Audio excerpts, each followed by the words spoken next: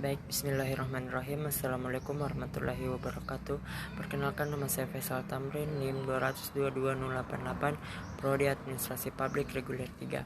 Baik, di sini saya akan menjelaskan mengenai pengertian sistem ekonomi Indonesia mulai dari sejarah awal sampai sekarang. Yang pertama, pengertian sistem ekonomi Indonesia. Menurut Wikipedia, sistem ekonomi Indonesia adalah suatu sistem yang dimanfaatkan oleh suatu negara untuk mengalokasikan setiap sumber daya yang dimiliki oleh negara tersebut, baik untuk individu maupun organisasi yang berdiri sendiri negara tersebut.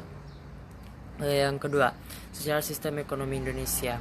Di dalam negara Indonesia sendiri, secara total sudah ada 4 perubahan sistem ekonomi dari masa penjajahan hingga sekarang. Berikut ini adalah penjelasannya. Yang pertama, masa demokrasi liberal 1950 sampai 1957. Sistem ekonomi Indonesia yang pertama kali diterapkan oleh sistem ekonomi liberal.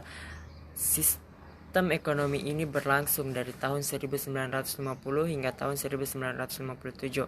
Artinya beberapa tahun setelah Indonesia merdeka pada tahun 1957. Saat ini perubahan kabinet yang sering sekali terjadi pada saat itu berdampak negatif pada lemahnya ekonomi di Indonesia. Yang kedua, masa demokrasi terpimpin 1959 sampai 1966. Pada masa demokrasi terpimpin, sistem ekonomi Indonesia mengalami perubahan. Dari yang awalnya ekonomi liberal berubah menjadi sistem ekonomi etatisme, di mana seluruh sistem ekonomi ini diatur dari dan dikuasai oleh pihak negara, baik itu dalam aspek sosial, ekonomi, ataupun politik. Sistem ekonomi ini dicetus oleh Presiden Insinyur Soekarno di tahun 1959.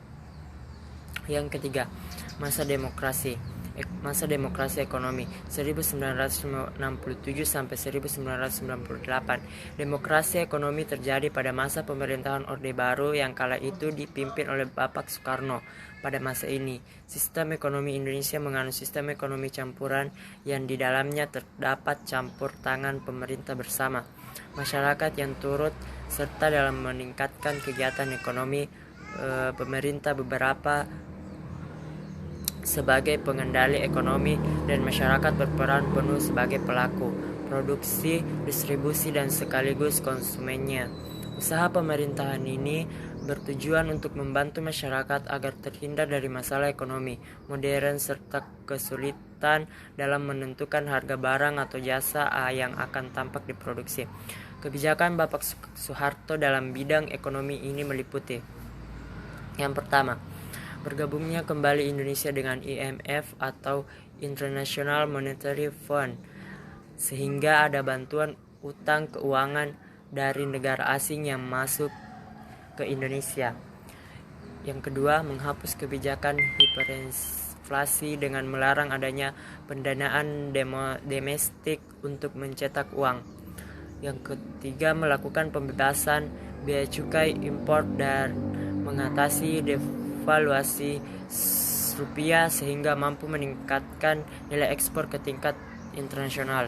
Yang keempat, sistem demokrasi Pancasila 1998 sampai sekarang. Pada tahun 1998 hingga saat ini, sistem ekonomi Indonesia menggunakan sistem ekonomi Pancasila. Sistem ekonomi ini adalah bentuk pembangunan dari sistem ekonomi campuran. Koperasi adalah salah satu wujud dari diterapkannya sistem ekonomi Pancasila yang berlandaskan pada pilar ekonomi kerakyatan yang berasaskan kekeluargaan.